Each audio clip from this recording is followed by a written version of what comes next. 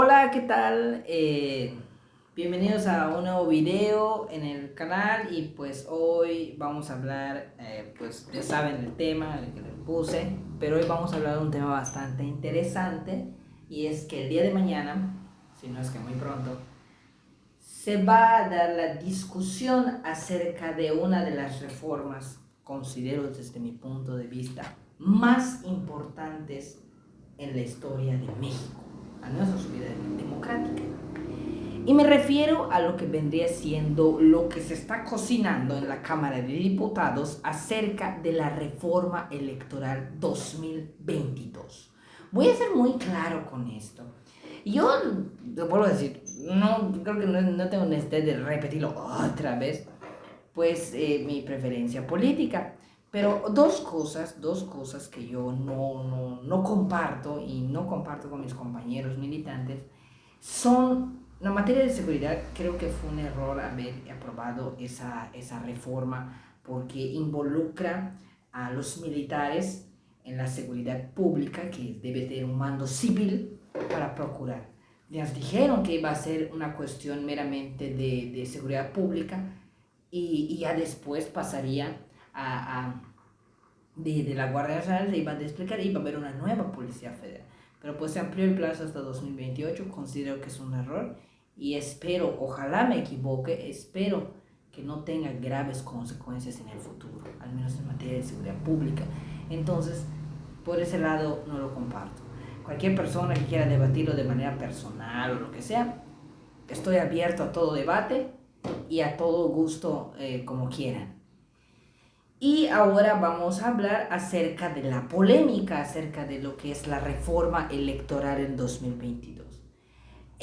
Para llegar a esto, yo tengo que explicar tres puntos de los cuales el primero se trata de lo que es los antecedentes del derecho electoral en sí mexicano. Número dos, cómo se compone nuestro sistema electoral mexicano. Y número tres, que vendría siendo qué es la reforma que se va a discutir y por qué es tan polémica y por qué ahora, incluso en Facebook, ha sido en tendencia en redes sociales. Mucha gente critica y dice, ay, es que esa cosa es un retroceso eh, exagerado. U otros del otro lado es que dicen, no, es que es la reforma del pueblo, lo vamos a cambiar todo, los pianistas no quieren nada. Entonces, pero voy a explicarles detalladamente acerca de lo que trata ese en sí. No me considero experto, voy a ser muy claro con esto, no me considero experto, pero al menos puedo decir, y lo puedo avalar, eso, yo no tengo ningún problema con ello, lo puedo avalar con ciertos documentos o constancias de mi conocimiento en el derecho electoral. Entonces, no estoy diciendo mamadas, no estoy diciendo pendejadas, sé de lo que estoy diciendo, entonces vamos a comenzar. Primeramente vamos a iniciar con los antecedentes del derecho electoral mexicano. Como saben, en nuestro país hemos tenido un montón de desgracias por todo lo que hemos pasado, desde que se formó el México independiente. Ha habido fraudes electorales, estupidez y media, dictadores de todo tipo, y el último que tuvimos fue pues el polémico Porfirio Díaz. Entonces, desde ahí México dijo, no, tenemos que elegir a nuestros representantes de manera democrática, tenemos que decir que si yo digo, vamos a votar por ese vato nos va a representar, representatividad, ¿no? Una de las que tiene la constante del artículo 40 constitucional. Entonces, dentro de ello, pues se crea un contexto de elecciones y todo eso, pero pues ¿qué creen? ¿Qué creen? Pues siempre hay un prietito en el arroz y llega el infernal PRI, que fundado por Plutarco Díaz Calles. Si no saben de lo que estoy diciendo y no saben qué es el PRI, les dejo aquí un videito acerca de lo que es el PRI, de los partidos políticos. Y como saben, pues el PRI históricamente pues ha gobernado por casi más de 80 años este país de manera consecutiva e ininterrumpida, a excepción del 2012. Pero bueno, entonces controlaba el sistema. Lo vuelvo a decir y lo digo de manera muy clara. Las elecciones eran organizadas por el gobierno y eso es una pendejada porque siempre va a ser una estupidez que el gobierno en turno ponga sus manos en una elección, porque no permite hasta cierto punto que el interés popular valga más que el interés de los partidarios, entonces, de algún partido político. Entonces, eso no debe ser, no debe ser y nunca debe ser eso. Entonces, por esa parte. Y la polémica más grande fue en 1988, cuando se dio la elección por parte de 3 candidatos fuertes a la presidencia de la República. Carlos Sanean de Gortari por el PRI, Maquillo por el PAN y el legendario, y váyanse al carajo el que diga lo contrario, el legendario Cuauhtémoc Cárdenas Solórzano, quien tuvo uno de los reconocimientos Belisario Domínguez por el Senado de la República, así que en su cara. Entonces, apóstol de la democracia. Entonces, pues ese punto estuvo esa elección y pues obviamente un fraude. Pero ¿por qué hubo un fraude? Eso es algo que casi la gente no sabe. Solo dicen, es que hubo fraude electoral, pero hay un porqué y voy a decirlo. Hubo un fraude electoral debido a que la estructura electoral en esa época era básicamente pues una porquería. Porque la Comisión Federal Electoral, quien se encargaba de organizar las elecciones a nivel federal, pues era controlada por la Secretaría de Gobernación. Y la Secretaría de Gobernación históricamente ha sido el brazo derecho de la presidencia de la República. Entonces, si tu jefe te dice, oye, este vato va, entonces ya está, y ya fregaron, ya estuvo. Eso es lo polémico. Por eso nunca lo electoral y lo administrativo, por así decirlo, jamás deben juntarse. Eso ha sido una división muy grande que debe haber existido y debe seguir existiendo por siempre y para siempre. Y hagan lo que quieran, pero mi postura no lo voy a cambiar. Y no lo digo yo, lo dicen varios analistas del sistema que saben más que yo acerca de lo que es el derecho electoral. Entonces, en 1990, sí, un priista lo hizo. Eso es algo muy raro, lo del PRI, pero pues bueno. En 1990, el presidente Ernesto Zedillo Ponce de León lanza una iniciativa de que se cree el Instituto Federal Electoral, en donde tenga autonomía presupuestal, se elijan consejeros ciudadanos, 11 de ellos, y poco a poco se fue democratizando, hasta por ejemplo llegar a la reforma del año 2014 y convertirla en lo que hoy conocemos como el Instituto Nacional Electoral. Entonces, es desde allí donde empieza, digamos, la verdadera democratización de México. Hemos tenido 3 alternancias políticas.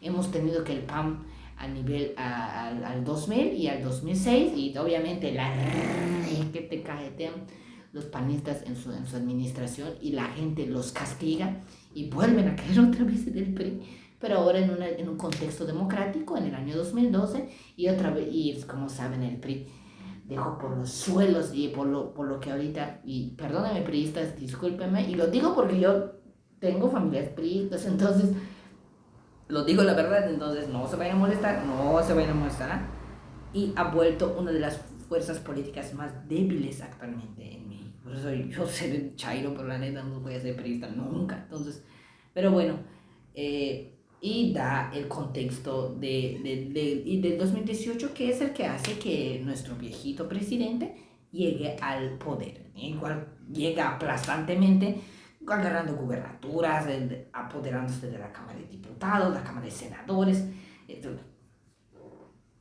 Una aplanadora esa onda. Así que no sé por qué el PRIAN está chillando de que vamos a recuperar México. La neta, ni creo que hasta el 2024 lo vayan a hacer. Y no lo digo por chairo, sino lo digo porque las estadísticas lo están diciendo. Pero bueno, yo no voy a atribuir cuestiones de la opinión popular, que no me competen. Entonces, este es el contexto que tenemos. Ahora vamos al punto 2, al punto 2, que es acerca de cómo es la estructura, el sistema electoral mexicano en nuestro país.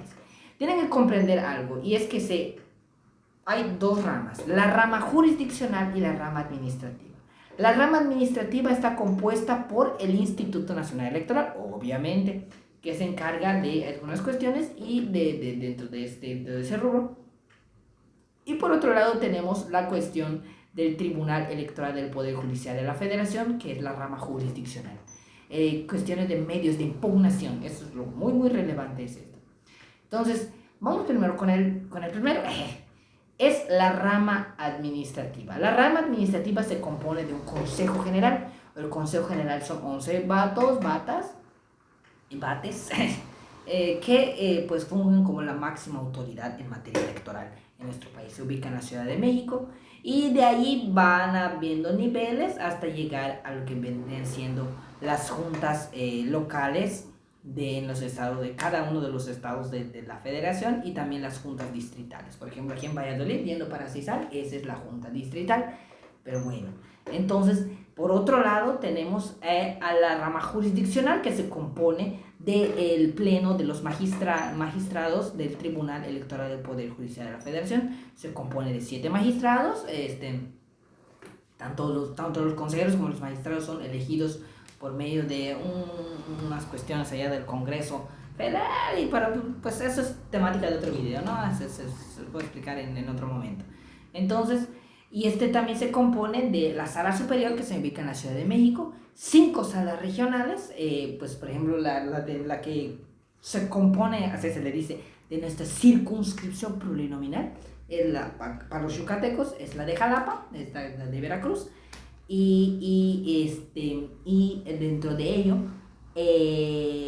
pues hay también una sala especializada y una sala y las salas regionales. Entonces eso vendría siendo lo que en grandes rasgos compone el sistema electoral mexicano. Para no seguir haciendo este video largo y se aburran y ya se desuscriban como me lo hicieron la vez pasada y la semana pasada, no hagan eso.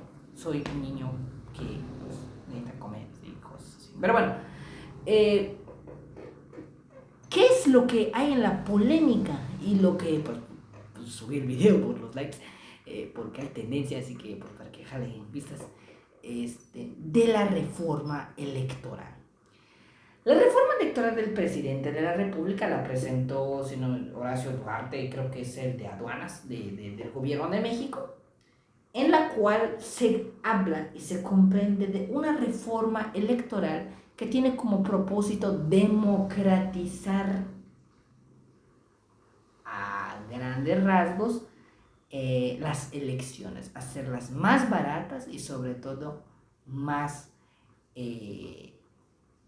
económicas y sobre todo más eficientes. Entonces, aquí hay algo.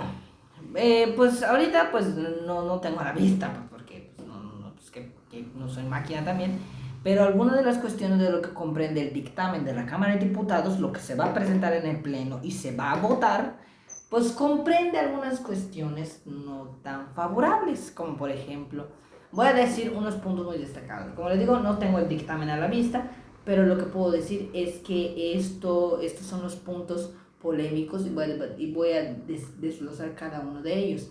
Todo lo que yo diga, y lo digo de manera muy clara, y qué bonito que haya haya debate. Pero bueno, al final vamos a ver qué onda. Algunas cuestiones que son tan polémicas podrían ser, desde mi punto de vista, los positivos, vendría siendo la reducción del financiamiento de los partidos políticos, porque la neta, a diferencia de otros, por ejemplo en Gringolandia, en donde las elecciones, las campañas los pagan de manera privada, en México pues les damos lana. Entonces, y esto se comprende en el paquete de ingresos y todo eso. O sea que aunque tu partido sea una porquería, sabes que ni vas a ganar, pero pues te dan la lana. Entonces, ¿por qué? Porque está contemplado la ley a rango constitucional. Entonces, bueno. Otra cuestión que considero positiva, pues que pasa de INE a INEC, porque ya va a ser Instituto Nacional Electoral y se va a convertir en Instituto Nacional de Elecciones y Consultas. Qué bueno, porque pues ya se ha hecho un proceso de revocación de mandato, ya se ha hecho un proceso de consulta popular, así que pues, está bien, ¿no? O sea, no le veo nada de malo.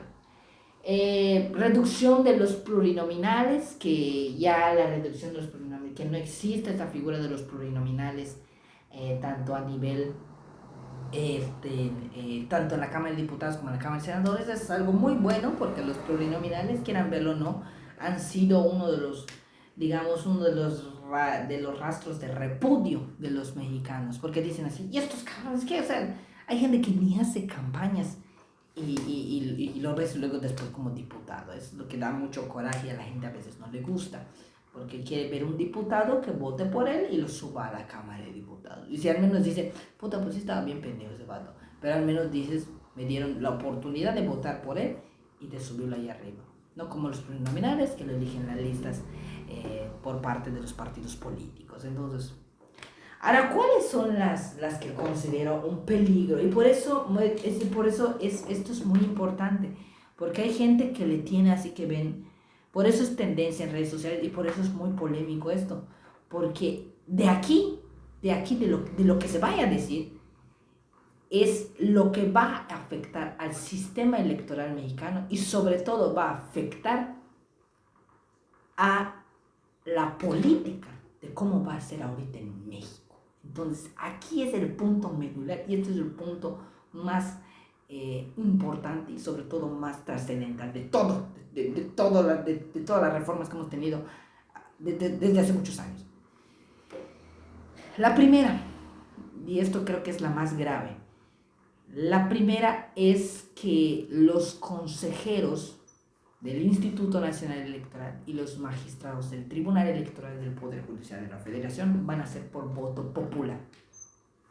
Uno que no lee el dictamen, uno que no lee la reforma va a decir, chévere, yo no veo nada de malo, que se unan al pueblo, es algo bueno. Y sí, la gente que participa en la política es bueno, eso va a ir al carajo el que diga otra cosa.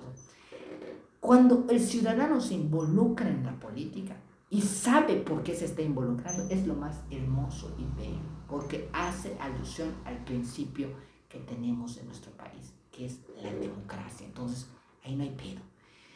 El problema está en que estos candidatos al Consejo General y el magistrado van a salir de los tres poderes: el ejecutivo, el legislativo y el judicial. O sea, indirectamente, quieran verlo o no, va a ser que los gobiernos en turno controlen la elección. Vamos a hablar de ni morenitas. A nivel tenemos al viejito santo en el poder ejecutivo. Va a poner a alguien afín, aunque él no quiera, afín a Morena. La Cámara de Diputados, la Cámara de Senadores está controlado también por Morena. Va a poner a alguien de Morena. Y el Poder Judicial podríamos que ponga a alguien bien, ¿no?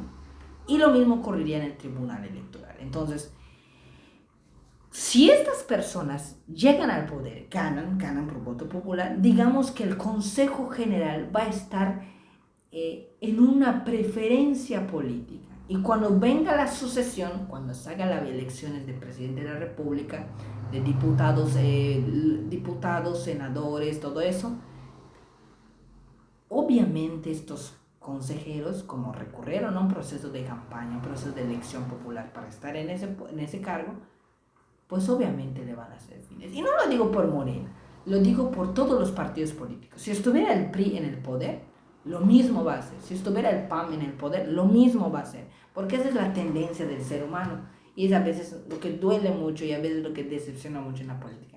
Porque hay gente que llega al poder y la gente por las mamadas, ¿sabes? Entonces, por esa enfermedad, ¿no? Yo siento que más que el alcohol, más que las drogas, más que el sexo, la enfermedad del poder es muy cabrona. Entonces, eso es lo que ocurre. Entonces, ese es el punto más doloroso y creo que podría ser un golpe a la democracia si llega a pasar eso. Otra cuestión es la de eliminar los OPLES. Si no saben, los OPLES son unas entidades que pues son como los mini-INES de las cuestiones de cada entidad federativa. Entonces, estos OPLES, por ejemplo,